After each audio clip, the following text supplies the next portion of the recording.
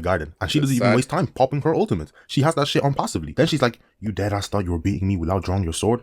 Alright, my fault to it. Let's do it. Right from the jump, That's Alice has luck. that constant press, and she says Kirito's only the second nigga to last this long against her. She attacks and Kirito deflects her sword, then Eugeo freezes them both over, intending to stab her with the cardinal sword and restore her memories. But that shit does not work. As a last resort, Kirito uses his enhanced armament and clashes with Alice. But before Eugeo can land, the church walls break apart, and I'm not gonna lie, you can already tell this guy got mad aura. Hercule asks if Fanatio is alive, and when he finds out she is, he says he won't fully end Eugeo's life. This is some Escanor level confidence. Hercule states his name, and Eugeo realizes that he's the got legendary hero time that killed the White powers. Dragon in his hometown. Hercules' first attack almost takes Eugeo off the map, and he has the ability to attack into the future. Eugeo uses enhanced armament Very and attacks powerful. Hercules, but it was a good old bait and switch. He spares him to the water and freezes him over with his ability. This was a real slimy move, but he knew what had to be done. I got to respect it. Eugeo's stuck in the ice too, then he releases his Y'all know what time it is. I was planning on dangling this video in front of you guys for a little longer, but I ain't gonna lie, you guys got some 2019 Virgil van Dijk defense. That pressure got to me. So we're revisiting my golden child, Sword Art Online, this time in the world of Alicization. The only arc, in my opinion, that can really box with Aincrad. Not to mention, its openings did not miss. Then again, SEO has like 0 bad ones. Now, of course, this is Sword Art Online, so we cannot go Obviously, full they season have without some kind of Lisa weirdo. with And you know, nearly you just every sort of come to cover. embrace it after this long. Just trusting my dog Kirito. Also, thank you all. I just recently hit 4K subs, but I'm going for the big 10 by the end of summer. So if you enjoy, please subscribe. But look, I'm just as eager as you guys, so cut the small talk. Let's go. So we start off in this fresh new world, and it's a kid Kirito watching the other kids swing on this big ass tree, and they've been assigned to cut down this tree for, well, basically their entire lives. Now I know that sounds genuinely insane, but that's just how it is in this world. To put things into perspective, the last 2 months they've been chopping this shit, it took around like 50 hit points off of his 235,000 remaining health. Effectively, they gonna die doing this. His dead gonna take them another like 18 generations, that's 900 years. But hey, they're still happy. I always said don't be a hero, but this is still some strain of Kirito, so you know he got the white knight gene. Anyway, this girl called Alice pulls up in there with some food. This is Eugeo, by the way, and she's telling them to eat quickly before the food goes bad. Man, this food good as a bit. Why can't we keep it? Because the heat makes it spoil, dumbass. Alright then, all we need is ice. So yeah, in the town there's this cave they are very clearly not meant to go into, but it's there these 3 morons decide to go procure ice just to keep their lunch cold. And shit, they find an entire dragon corpse in there, so they're wondering what the hell could have possibly killed it. Now in this Good world, question. there are things called integrity knights, and they talk about them like they're your mother. They just show up the second you do anything bad, and at the same time, they protect everyone from the knights of the dark territory. But this ain't a history class, you'll just have to see. They find this blue rose sword, but it's far too heavy for Eugeo or Kirito to lift. And now these guys don't know which way they came in from, but they hear voices and think shit is sweet. It was not sweet, because they're looking at the dark territory head on, and even so much as stepping foot there is taboo. Now remember what I said about those integrity and dark territory knights? Well, here's your history lesson. These guys are straight to boxing, and these niggas are on dragons too. The integrity knight slumps the dark territory one, and we see him reaching out as if he's calling out for help. Alice starts walking towards him, which like I just said is taboo. She trips on a rock and barely her fingertips touch the dark territory soil. She's cooked. But there might be hope because she didn't fully cross over. Then this head appears and snipes her location before disappearing. They get back to the village and Alice is all like, look forward to lunch tomorrow. I keep warning these anime characters to stop setting up very clear flags signaling problems, bro. The next day, Kirito and Eugeo are chopping the tree when an integrity knight flies over them to their hometown. And her pop's gonna hand her over freshly tied up like, nigga, where's your pride? Now this is a strain of Kirito, so his MC senses start tingling and he's all like, she ain't even do nothing. She just touched the ground for like half a second. So nigga? Damn. They ruthless. So since reason clearly didn't work, Kirito just straight attacks the knight. He gets popped by some observation haki and pinned down. Eugeo wants to go after Alice, but his body won't let him move. His coding won't allow it. Then they carry her away while she's chained to a dragon. Damn, couldn't they at least put her on the thing? Kirito wakes up in the real world and has a tear going down his eye. It cusses Sinon and Gungale, but as much as it pains me to say it, we do not care. This video is about Alicization. Actually, maybe I care a tiny bit, because I just wanted to show Kirito and Asuna running duos with 2 swords and Gungale. They're meant to be. Just keep in your head that Asuna's best girl chain is secured very tightly around her neck. Do not be swayed. So Sinon, Asuna, and Kirito meet up and are discussing a heart rate monitor Asuna has on Kirito. This is normal narratives. This is normal. And they're talking about Kirito's new job, which is testing a new type of D-type technology, which is the Alicization world. But instead of brainwave transfer, it's soul transfer using light or some bullshit. Honestly, if I try to explain it, I'd only confuse you. So just know, it's not the same as the SAO tech, and Kirito also can't remember what happens in the world of Alicization. But Kirito can't shake the feeling that he has something he needs to do. Later, it's just Kirito and Asuna. Kirito says he wants to explore the growing world of full dive technology in America, and asks Asuna to come along with him. He says he'll leave the deep dive technology game, and then they kiss and the series ended. Yeah, no. This is SAO. Some guy wants directions, but Kirito knows he's been following them for a while, and that guy is a member of Laughing Coffin. These guys still Or like game terrorists, I guess, for those who don't know. And this nigga Kirito tries to pull out his sword. I am weak. This is real life. There are no Starburst streams. And this guy has the same poison syringe that Deathgun was using. Kirito attacks him with his umbrella, but it's not enough. He gets hit. Kirito wakes from the Alicization world. I don't even know what I'm meant to be calling it, to be honest, but he's 6 years older than before. And this time he also has memories of his normal world. He arrives at the tree he was cutting out from when he was younger, and Eugeo's over there. However, he doesn't remember him, nor does Eugeo remember Kirito. Despite this, what happened to Alice still exists, but Eugeo's memory is only of the 2 of them, and Eugeo believes that Alice is still alive. Kirito learns of the challenge to cut down the Giga cedar tree and wants to help. It's very true. This part of SEO is so interesting because we're not really privy of what exactly is going on. Whether it's like a new VR world, why is the time skip, why did Alice like get shipped away essentially. The element of mystery at the first part of this of the early season is very interesting, very intriguing. I really personally like this direction. Obviously, it can feel a little bit boring, a little bit like what the hell is going on, but sometimes the slow burns do work, and I think for this it did work, especially with this season being nearly triple the length of all of the Ironclad arc. So yeah, definitely needed and a well used direction to go take the story, in my personal opinion. But yeah, not even he's able to do much to it. They arrive at the village and some bum is testing Kirito's gangster, so he shows him his sword skills and he's let into the church. He's staying at the church, which has this girl named Selka, who, spoiler alert, is Alice's little sister. They're back at the tree and Eugeo gives Kirito the blue rose sword from way back when to try and swing, and with that one strike it actually dents it, despite neither of them being able to wield it properly. The next day, after talking about Alice with Selka, she goes missing and Eugeo and Kirito think she may have went off towards the cave from the start. Then we hear her screams that she's been tied up by goblins. Kirito and Eugeo attack the goblins and Kirito's working them, but is low-key struggling against the boss on his own. Eugeo on the other hand isn't even moving. Then he decides to lock in. I really implore everyone to watch the choreography in this specific fight scene. It is so good. I can only just recommend it. Just search on YouTube, Kirito versus the Goblins, Alicization. You'll see it. It's so good. But gets sliced in the guts. Kirito gets mad and he's on the Ironclad diamond and lobs the king's head clean off. When you see me, don't blink or stop.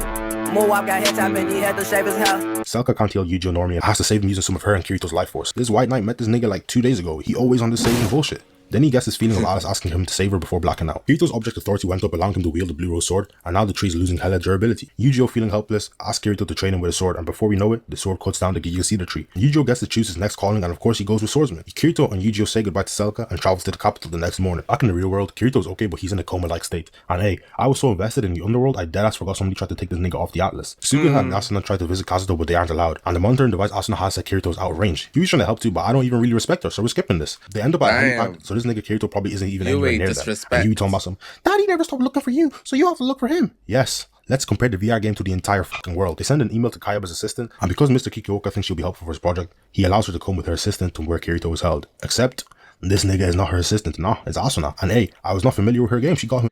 Yes, you also have to remember, in terms of this video, the SEO movie with the ordinal scale movie is actually before this season. So if you don't know why X-Coin characters are there, the Order Scale movie is supposed to come before this, and that establishes a lot of these other scenes, such as why UA is able to be seen because they now have augmented reality gear, so she can see them in like real life. And that character, what was our first time in this season, but she's obviously already been appeared in the Ordinal Scale movie. This is information for those who haven't watched that part. I don't know why you would if you're watching this video, but for those who haven't, there you go. Like 20 minutes. Now she's mad as hell, but Asuna is told that Wrath is the only place where Kirito can be treated. Back in the underworld, Eugeo and Kirito have a role in the Swordcraft Academy in order to bring themselves closer to the capital. They explain that confidence directly correlates to the power, and that's why their instructor Liena is so strong. Lena? It's Lena. Kirito's training against her and loses, but she can tell that Kirito's not trying his very hardest. Lena cannot beat the first Z Volo because her mind always falters when facing him. That's why she wants Kirito to go all out before she graduates to see the extent of her power. Probably. Kirito gave a branch of the Giga Seed to a swordsmith who turned it into a sword. However, he'll let him have it free of charge if Kirito actually swings it. And he's able to because, well, he's Kirito. The first seed catches Kirito training on the day of rest, and Kirito ends up accidentally staining his clothes with dirt. But the first seed says that he won't snitch and will forgive him for training on the day of rest, but he won't forgive him for messing up his fit, so they decide to run the ones. But the rules aren't stopping short. Nah, they're doing first blood instead. And when Volo asks him to choose between the two, Kirito stands on 10 toes and lets him decide. You know he stays cold. And then the boxing commences. And Kirito decides to take the attack head on, but Volo has the weight of his entire bloodline behind this attack. However, you know Kirito got his gang with him too, especially Asuna. And because of this, his shit literally goes bigger. Pause. Volo is imagining the strength of the entire Giga Seed tree behind Kirito's attack. The impact sends both of them back and they attack once more, but it looks like they're both really about to get slimed out there. Luckily, the head of the academy stops them in time. In the end, Lena thanks Kirito for showing her strength. Kirito had been taking care of some plans to give to Lena's thanks, but Bum 1 and Bum 2 had other ideas, and they cut them all up because, well, they're bums who are too bored to be doing anything better. Like, get a job. So unnecessary. This hits Kirito hard because he related to the flowers trying to grow outside of their natural habitat, and he's able to use the power of his imagination to grow them back. Lena is finally able to beat Volo and take the position of the first seat, and as a gift for graduating top of the academy, Kirito gave her the flowers. By the end, Kirito and Eugeo both get promoted to disciples and get their own pages. Same way Kirito was Lena's page. Anyway, these are Ronia and Tis. Eugeo's getting heckled by Bum 1 and 2, so he offers to duel Bum 2. And just before Eugeo Loki rocks his shit, Bum 1 declares that the match was a draw. Eugeo and Kirito are chopping up with their pages when they learn that Bum 2 has been ordering his page to do some weird shit. Kirito says that even if it's not forbidden by law, it still isn't just. A true white knight statement. Eugeo and Kirito pull up on Bum 1 and 2, and they're feigning ignorance about the whole situation, saying that they only told her to give it. Normally I'm against white knights at anime, but I give an exception for Kirito and Ichigo as well, if you want to call him a White Knight. But yeah, something about a guy in full black, you know, he's on some deviant. He's just on timing, and I just can respect it.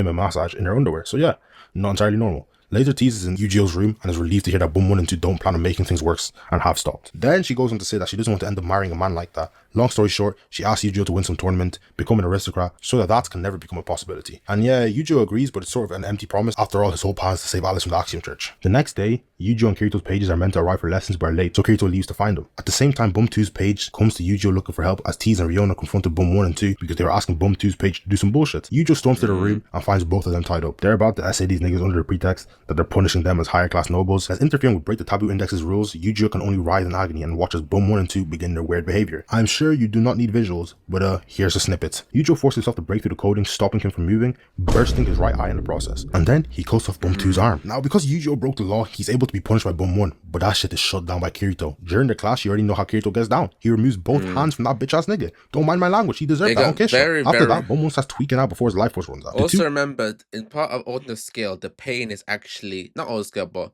in Alicization, the pain is literally 0. The pain dampener is basically 0. So the same thing, the guy at the end of the Alice's plot, the Asuna plot line, where they were inflicting real damage, is basically 100% damage in Alicization, which makes this so much more intense. The amount of damage and pain people are actually feeling, and it's really one of the most brutal SEO really because this guy was about to SA these 2 girls, and then Kirito is like slicing guys' arms off cleanly. Like, SEO really took this extra dark turn this season and was really quite an interesting, like, tonal shift, which was very fun and interesting to see. But a lot of people didn't like it because this episode, when it airs, even has like a trigger warning, like at the start of the video, like to make you like cautious of this scene. It's very, very dark, this episode. It's crazy. Let me know what you guys thought of it though, if you have watched it. Are safe, and Kirito and Eugeo have committed a sin against the Taboo Index, so the UAV head snipes their location just like Alice at the start. The next morning, one of the teachers restores Eugeo's right eye and thanks him for what he's done before handing the 2 of them over to the Integrity Knight, who is Alice. But of course she doesn't remember because that would be too convenient. Tease and Riona gives them their swords back when Alice is escorting them away, and Tease promises to save Eugeo one day. But hey, look how Kirito stays looking cold. Anyway, that's too much serious though for one video. So Kirito and Eugeo are chained up in a room trying to figure out how to escape, and that's when Kirito figures snapping the chains off each other should work. They smash open the door and run out into the garden where they are met with an Integrity Knight. His name is Eldry, and his weapon of choice is a whip. They're going back and forth, it's not really important. Then Eugeo remembers where he knows him from and reminds him of his past self. Because of this, the prism extends out of his head. They keep saying things of his past in order to regain his memories, and just as they're getting closer, another Integrity Knight pulls up on them. They start running away now, and a strange voice leads them to this door. And shit, they just jump right in, no questions asked. You have got to wonder where their risk analysis skills are. They transport to this library, and they find this short girl named Cardinal. In this great library is the record of the entire history of the Alicization world. When Eugeo goes to have a bath, Cardinal and Kirito begin talking about how all the legends and gods in this world are fabricated, and that she's literally the cardinal system of the game that's used to control the virtual world. She explains that at the start of the world,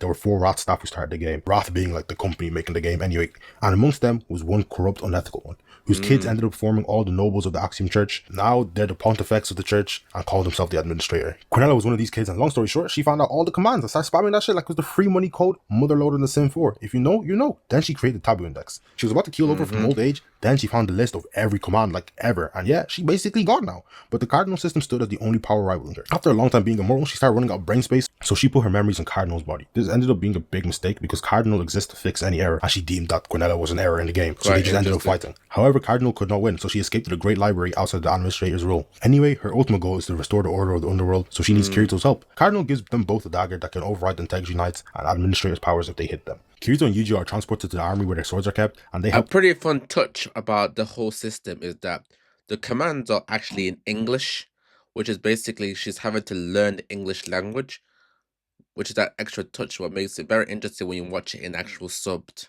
as a little like touch just to know.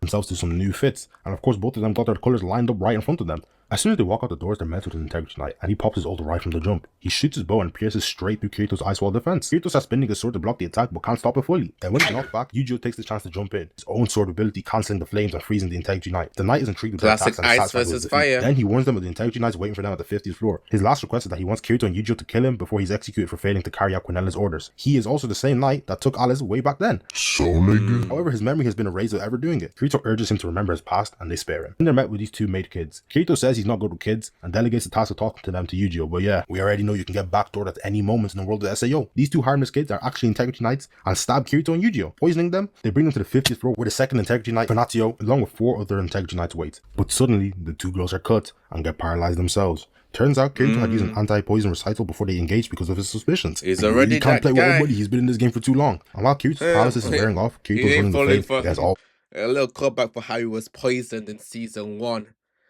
Kirito ain't getting poisoned again. Bro's ready. 5 of these niggas. But Fernatio decides, nah, he's gonna run the ones versus Kirito.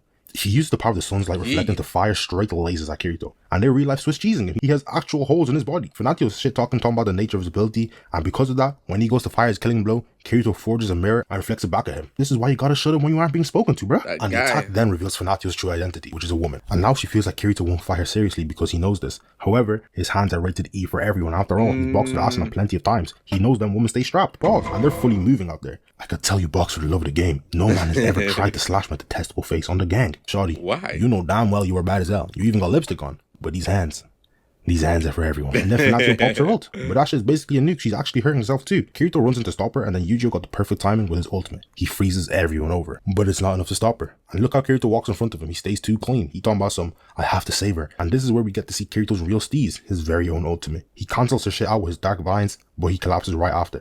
Eugeo transfers some of his life energy to Kirito, allowing him to wake back up. Then Kirito calls out for anyone to help Fernatio, who's about to sleep forever, but nobody helps. So he uses the dagger Cardinal gave him to save Fernatio. He just can't stand letting the bad bitch be in pain. And Cardinal gives him potions to restore the wounds whilst treating Fernatio. They arrive at the lift expecting danger, but there's only one girl who asks them which floor they'd like to visit. She doesn't seem to care that they're actually fugitives and says her only job is to man the lift. This whole time she's been the one controlling it for 107 years, and shit, she even forgot her own name. They arrived at the top and see Alice in the garden, and she doesn't even waste time popping her ultimate. She has that shit on passively. Then she's like, you dead ass thought you were beating me without drawing your sword? Alright, my fault to it. Let's do it. Right from the jump, Alice has that constant press, and she says Kirito's only the second nigga to last this long against her. She attacks and Kirito deflects her sword, then Eugeo freezes them both over, intending to stab her with the Cardinal sword and restore her memories. But that shit does not work. As a last resort, Kirito uses his enhanced armament and clashes with Alice. But before Eugeo can land, the church walls break apart and they fall out into the sky. Since the church walls passively restore themselves, Eugeo separated off by them. Now, remember when I told you to keep in mind that Asuna's chain is still tightly secured at the best girl? This is where I need you guys to really remember, because I ain't even gonna lie, I almost got bewitched. So Kirito's hanging off the edge and is holding Alice up, and she's telling him to let go, in which he responds by calling her an idiot. Now she's got this stupid ass face saying, I'm not a dumbass. He lifts Alice up to latch onto the seams in the walls, and when he ends up falling, she returns the favor by saving him. Kirito forms these metal wedges to slowly climb up, but Alice feels like she can't do it. They look up after Alice hands them some rods, and the gargoyle-like statues above them begin taking shape and attacking them. They're the same ones from the Dark Territory, and Kirito's really out here boxing while standing on the tiny rod. He flings her upwards to the platform, and she does the same angrily. They both defeat the monsters, and Kirito has some minion blood in his face. He's about to wipe it with his sleeve like a real nigga, but Alice gives him a handkerchief and demands he gives it back to her, washed before she eventually kills him. At the same time, Eugeo enters the room in the tower and is met by an Integrity Knight in a bathhouse. This knight's name is Berkuli, and I'm not gonna lie, you can already tell this guy got mad aura. Berkuli asks if Fernatio is alive, and when he finds out she is, he says he won't fully end Eugeo's life. This is some Escanor level confidence. Berkuli states his name, and Eugeo realizes that he's the legendary that killed the White Dragon in his hometown. Berkuli's first attack almost takes Eugeo off the map, and he has the ability to attack into the future.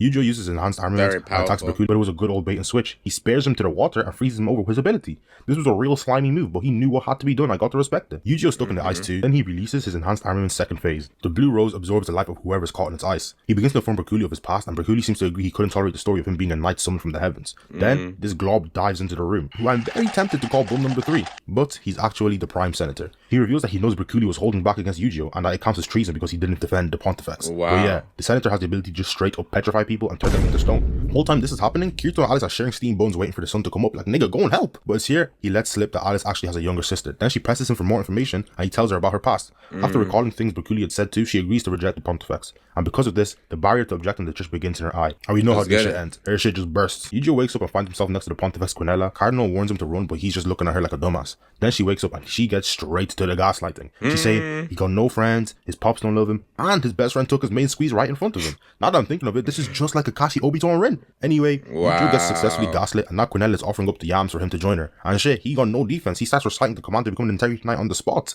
Kirito carries Alice all the way up to the 95th floor, and he uses an ability to locate Eugeo and figure out he's below him. They find Berkuli turned to stone, and Alice is crying and shit. Berkuli opens his eyes and congratulates Alice on breaking the curse before giving the drop on Eugeo's location. In the ice, Kirito finds Eugeo's sword, and Alice comments that for some reason two swords suits him. Does she know? But Kirito ends up saying it would be a wild idea. So now they pull up to the senator's room, and these floating faces are doing some weird shit slurping down food. Then they see the prime senator, Chudelkin. They start shaking him down, but Chudelkin is a dog. So he starts laughing about how younger Alice was begging to keep her memories. Alice gets tired of it and stabs him, but he just pops like a balloon before running away. They can't see him anymore, but floating down from the roof is Eugeo, and I ain't gonna lie, his fit is clean. His fit is clean. Now, of course, Eugeo has no recollection of Kirito and uses some special power to take his sword straight back from him.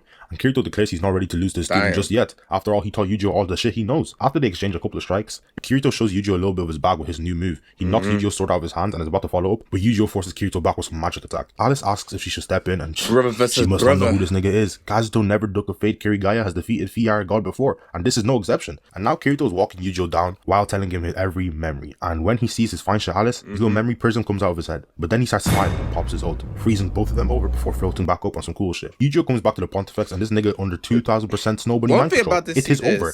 That actually might be Kirito's official first WOD loss in the series. Quite crazy when you think about it. Yeah. Correct me if I'm wrong. If Kirito has lost another WOD battle, let me know in the comments. His ass is in an Emma ult. The Pontifex wants to resynthesize him, but suddenly Eugeo fixes up and strikes Quinella with the dagger that Cardinal gave him. But she reflects it. She now has the ability to ignore any metal object damaging her. And I'm not even gonna lie, I don't even know why she got no clothes on. Quinella rage baits Eugeo by telling him how the senators were doing Kid Alice, and he attacks, but she blocks it with her barrier. The senator climbs up after, but so do Alice and Kirito, and they all smiling and happy and shit, like this shit is sweet. My nigga, you guys have to fight a literal god in a smooth 15 seconds. But yeah, now the trio's back together. Chudelkin's tasked with taking them out, and he wants to be rewarded with a 1 day of that good with the Pontifex, and shit, that's all he needed to hear. He starts going hard and forms an entire genie to box with them. And Alice is all like, oh, I had no idea he had such power. Oh, we know.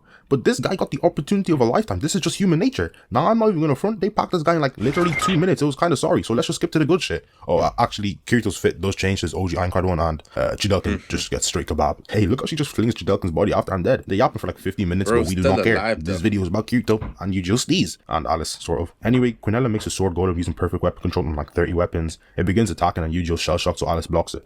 But she can't block the next one and gets the Chudelkin treatment. Kirito tries right after, and then he gets the Alice treatment. Hey, slow down, this is not how it's meant to go. You're messing up my goat's brand. Charlotte, Cardinal's pet spider, gave Eugeo advice to stab the thrower with the dagger that he got. And then, her intel bug sacrifices its life to distract the sword golem. For some reason, this was sadder than needed to be. The spider was literally present for like 40 seconds of runtime. But then Cardinal comes to the door Eugeo made and one taps the golem. And then she starts rezzing everybody. She just showed that there are really levels to this game. Quinella seals off any escape using her powers, and all of a sudden the sword golem is back. She reveals it's made up of over 300 humans. Oh nah, she's sick. And she's talking about she needs 40,000 human souls for her next prototype. Cardinal offers her life to Quinella in return for keeping these 3 safe. And Quinella accepts, swearing on her own life. She's going ham on Cardinal, loving every moment. She's even whipping her with black lightning. And Mr. White Knight can't stand this, but he's powerless to actually fight back. So yeah, with that, Cardinal gets packed. Eugeo begins his final command with the help of Cardinal by absorbing the sword in Alice's brain memory thingy to create his own version of the sword golem, and he's keeping up with the sword golem too. We then see Cardinal wish Kirito well and turn to dust. Eugeo's sword form attacks and crushes the core of the sword puppet, and now he's facing Quinella head on, but their second clash leads to Eugeo breaking, although he did cut off Quinella's arm, and while split in half he transforms back to his usual state, still split in half, and Kirito is dejected looking at Eugeo's body, and Quinella transforms her cut off arm into a sword, but Kirito doesn't have the will to fight anymore, and as he's about to let her defeat him,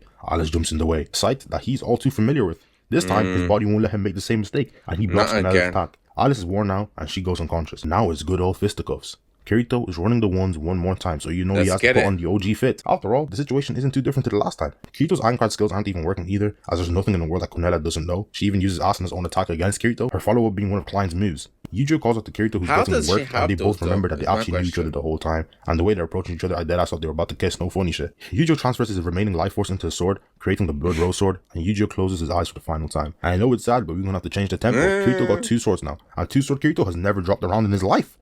I mean, that is true. Okay, maybe one round.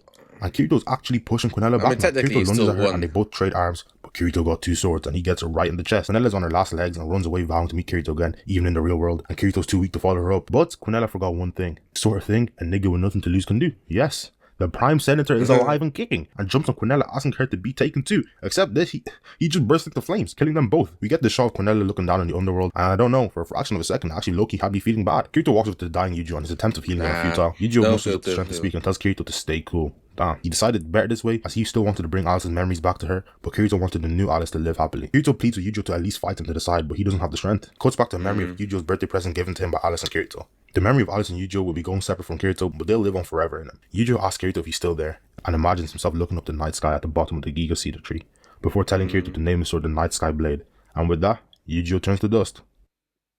Now, I know myself, I'm not doing this scene any justice, so I urge you to watch it for yourself. This shit almost made me cry, but we're not done yet. It was emotional. Kirito's able to contact the outside world with the laptop Quinella created, and for some reason, the rat center he's holding is getting raided by like actual military police. Yo, what the fuck?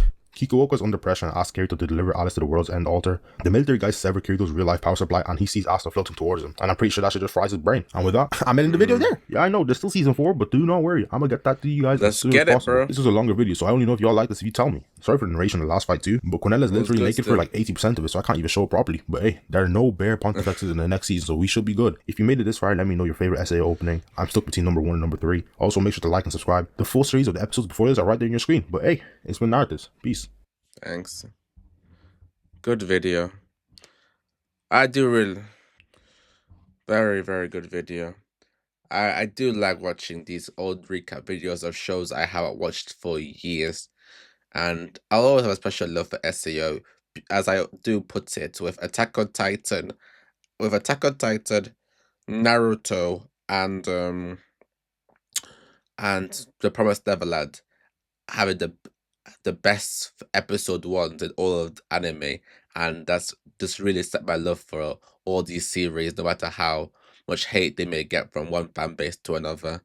And Alicization was a good way to just restarting, rewatching SAO for me, because obviously the gap between the Gun Gale arc to the Alicization arc is like 4 or 5 years. It's very, very long.